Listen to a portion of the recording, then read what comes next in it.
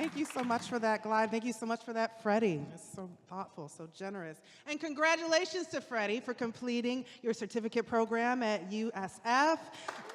Congratulations, with a whole presentation on reparations and this incredible work over the last 3 years that Freddie has been doing this research.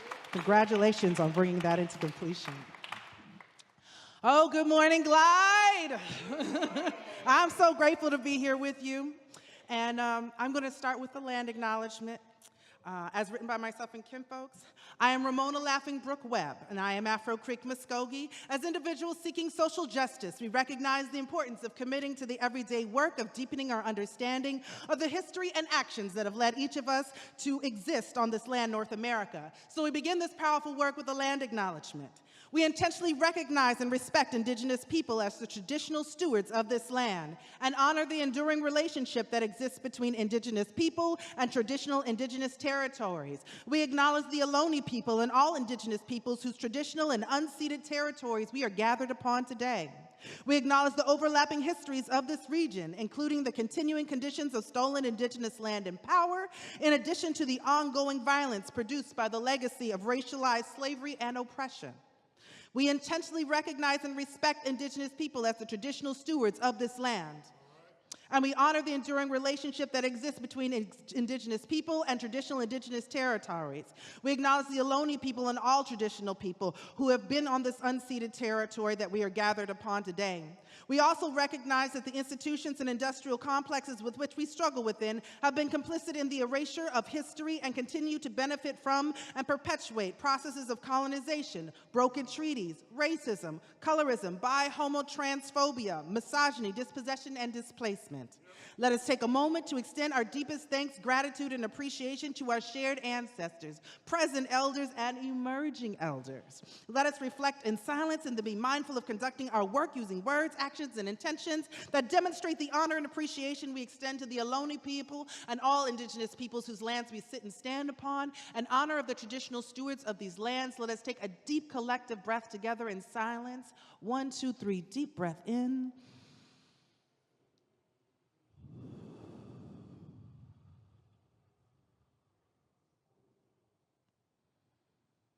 Thank you for taking a moment of silence for the traditional stewards of this land and the Indigenous peoples of all the lands that we sit and stand upon. I appreciate that, and I honor you sharing in this moment.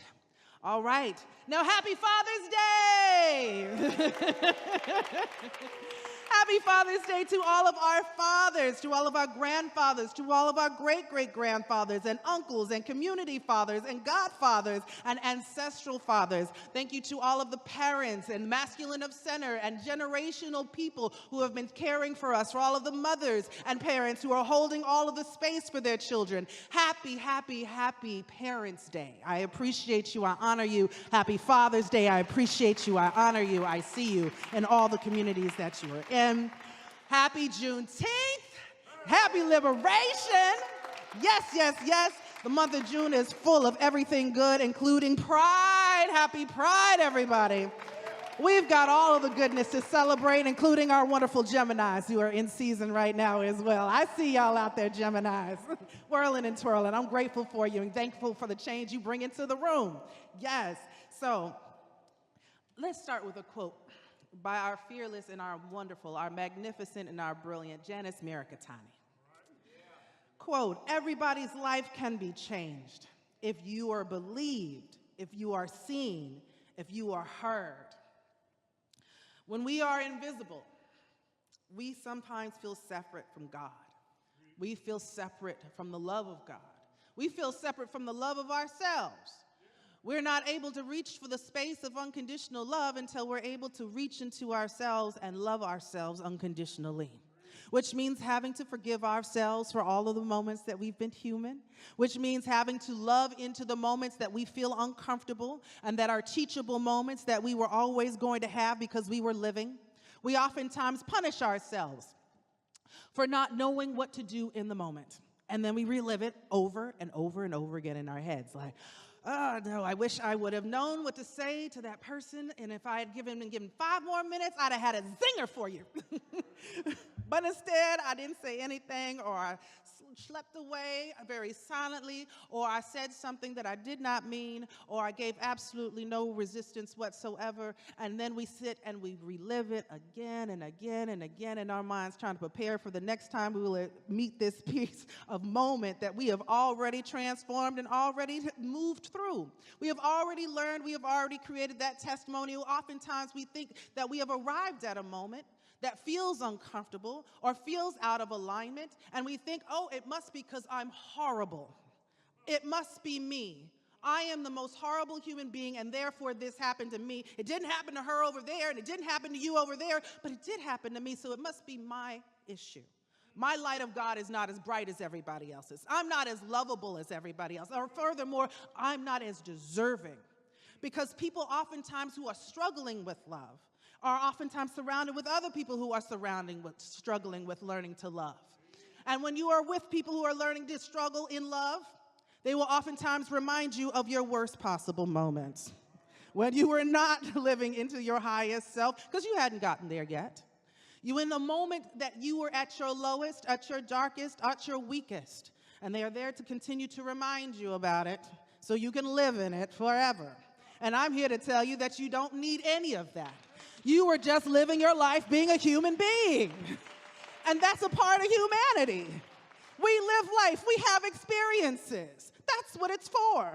It's not so that you can say, oh my gosh, I regret this. It's so I can say, you know what, this happened to me. This is my testament. This is my testimonial of how I got through it. Let me tell you that you're not alone, and this is your way through too. It happens so that we can show others that we are not alone in it. It's not to get over or get through or go through life with nothing ever happening, nothing ever coming to impact us or stop our way. It's to say, I see you, impact. I see this thing that has been a boundary between me and loving myself unconditionally, been a boundary between me and radical love and acceptance of myself, been a boundary between my radical forgiveness of myself. And I'm now telling you that you must move because I now love myself unconditionally. When we love ourselves unconditionally, then we can see ourselves for who we truly are. We are not taking inventory only of what we have done wrong, but what we have done right. And we were born deserving and worthy of this. You were born deserving of respect, of equity, of love, of friendship, of forgiveness. You were born able to live your life and make mistakes, make choices, have teachable moments that are teachable for you, and then you can go out into the world and offer that voice to someone else, because I promise you there is always someone who is thinking that they are alone, that they are the only one, and that this horrible thing that I have done or this horrible space that I've been in is the only way to define myself. And I can't stop blaming myself to start forgiving myself, and so I'm just always living in this cycle. And so I'm here to say, just like Clyde is here to show, unconditional love is our way through. Unconditional love is our way out. Our unconditional love is our way in. Unconditional love is our way to heal. And that's what we are doing here. Even in this moment, we are healing. As we are visioning ourselves as our highest self, take a moment, think of it right now. If you were standing in the light of God's greatness, absolutely believing of your value, absolutely believing that you are worthy, not held back by your ideas about what is possible, not thinking about what money will or will not provide, not thinking about what people will or will not think of you, not thinking about who is going to hold you back or tell you that you can't. See, I'm from the South. So I done grown up my whole life being told what I can't do, what I'm not supposed to do, where I'm not supposed to be, who I'm not supposed to be, and you know what space I'm not supposed to take up. I've been constantly pushing through, and sometimes those ideas, those roadblocks, those folks made me believe that about myself. That I was not deserving, that I was not worthy, that I should not be, that I was not lovable, and how could I possibly forgive myself for being myself all the time? And this is the moment where we let go and let God, because it's in that surrender where we get an opportunity to accept ourselves, accept our journey, accept our choices, that we can say, yeah, you can tell me I can't, but I promise you I'll show you I can. You can tell me that I won't survive, but watch me thrive. You can tell me that I'm going to die doing this, but watch me not just live. Watch me change life. Watch me change the world around me by just being who I am. Watch me walk through this life knowing what stands against me and ahead of me and behind me, and I have faith in unconditional love will provide a way through anyway. Watch me.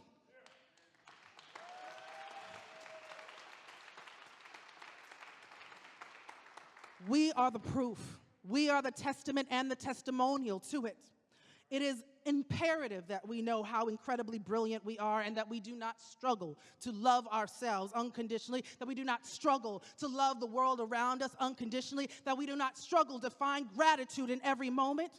Because no matter how low, how deep, how hard the valley experience is, know that there is something to be grateful for in it, even if it is that you are taking the next breath. Even if it is that I have the memory of this experience and now I can throw it behind me. I can speak to it with courage and with fearlessness because I know this experience is not me. It does not define me. It is an experience. Me, I am the light of God. I am the inner truth. I am worthy, deserving, and loved and lovable. I am forgiven and forgiving. I am accepted and accepting. I am abundant and abundantly living, and I am here to show myself as the God's gift that I was born to be, knowing that you are deserving of that space. And oftentimes when we struggle for love, it takes us through all kinds of experiences, life experiences, human experiences.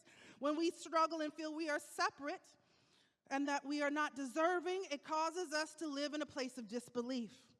We let others try to define us by our worst moments in life or our learning testaments, these human experiences. But we've got to be knowing of our goodness and our greatness. So many of us have been told by spaces that we love and respect that we are blasphemous, that we are a sin, that we are not worthy or should not be present.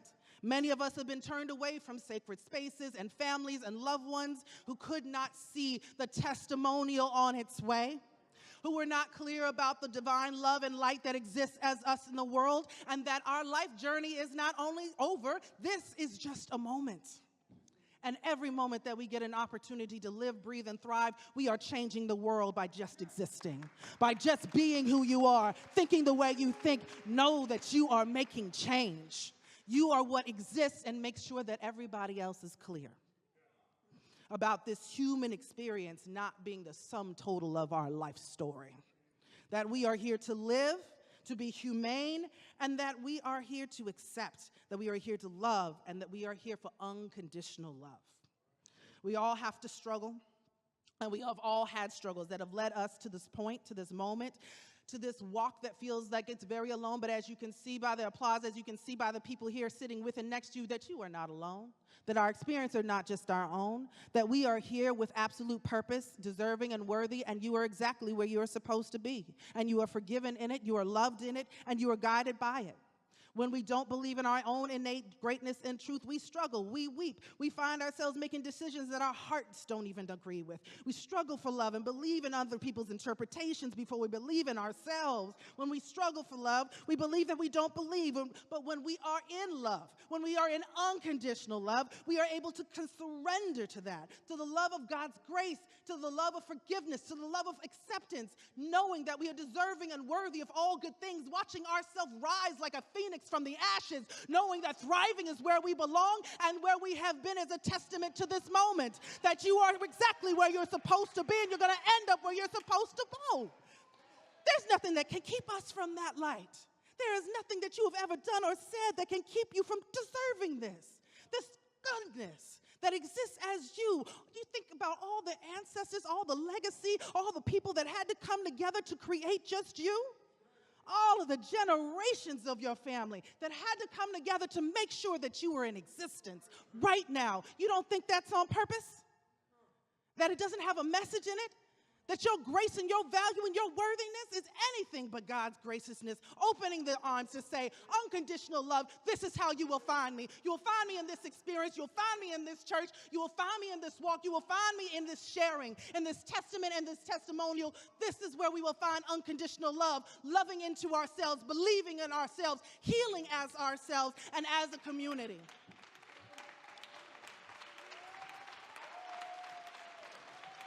Thank you for that. We are an undeniable truth, church. We are an undeniable practice glide. This unconditional love is our way through. It is our way in. And as Reverend Cecil Williams would say, quote, begin unconditional love and being unconditional love. Because now there is power in love.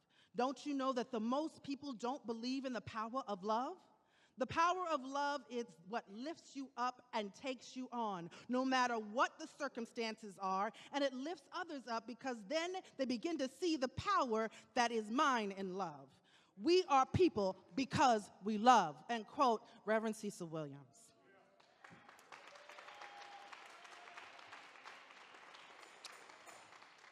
Unconditional love is an easy love, full of forgiveness and acceptance and grace, because unconditional love is a kind, tender truth. Love is free. Love is not waiting to condemn you or harm you. Love is here to uplift you and to sustain you in our hardest moments. Love is what rises up to hold us when we believe ourselves unlovable. Unconditional love keeps our arms open. Unconditional love has safety at its core and is the light of God's greatness in its breath. Every moment that you are breathing right now, you are holding space for unconditional love to take hold to your presence and share the message with everybody you encounter in every day by simply being, by simply believing that the love that exists in your heart can exist in the world around you. While you think of yourself as a person, understand you are also a beacon of joy, a beacon of change, and you are what is going to show and change this world around us, starting with our homes, ending in our communities, and contextualizing the entire world. We are worthy and deserving. We are powerful. Beyond our own belief or understanding, love builds you, it restores you, it holds you like our parents do, like those who love us do, like those who respect us do, like those who forgive us do, like those who accept that. And we have to be that one to us. Some of us have had to parent ourselves. Some of us have had to love ourselves when no one is available to show us how loving looks like or what loving looks like. Thank you for holding the faith that you will survive. By virtue of just being here, you trust and believe that you will thrive in this life. That every moment that has led you to this moment was absolutely necessary, and you are made possible by it. Other people's dreams are made possible by it. You are what is absolutely necessary. And regardless of what anybody ever says or does, know that this will always be true, and no one can take the light of goodness that exists as you from you. Thank you for listening to Unconditional Love in this life. And now for a poem. Oh,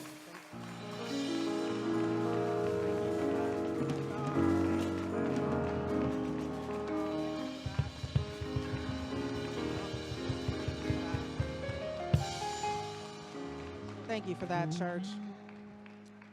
I appreciate you and I honor you and I give thanks for you. I want to end in a poem.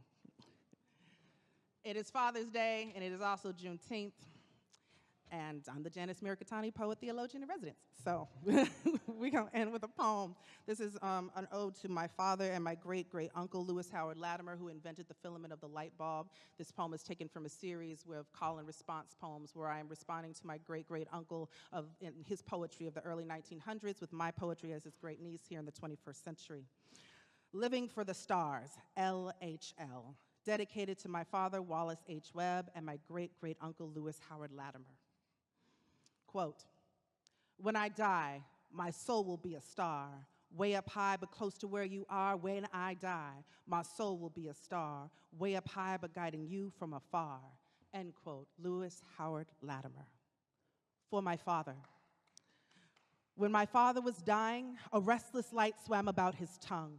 Soft glow of the soul swirling in a death rattle, alerting us to the newness on its way. The light at the end of the first darkness is birth. The light at the end of the last darkness is death. The light in my family is a generational gift. I feel the genius of the light. It is in my veins. My mother put it there. Fact. Lewis Howard Latimer invented the first permanent carbon filament of the light bulb, patent number 247097 on August 13th, 1881. For years, the electric light bulb carried his initials, LHL. For Uncle Lewis, we descendants of the light hold it close. Cast it about the world, filling black hearts with pride. We are the light bearers, casting light into the darkness of the unseen and unknown, clearing to a certain truth about the brilliance in blackness. It guides the hand of a poet unsung, a still guiding light. It was the light of the radio and the vision that followed that stopped me in Hurricane Katrina, saved my life 20 minutes from a bridge that would have led to a certain death. Like a lighthouse of the soul, Spirit turned me round. After the storm, it was the light that I missed the most. Like a somber moon, like a daydream held captive in the eye of chaos. And when cancer rolled up my father's chest and sung a deep breath, it was the fallen darkness picked from the night sky, a blanket of stars and silver linings his gaze fixed on through the window while waiting to cross. And when the moment came, and the moment did come, I watched the light escape from his eyes.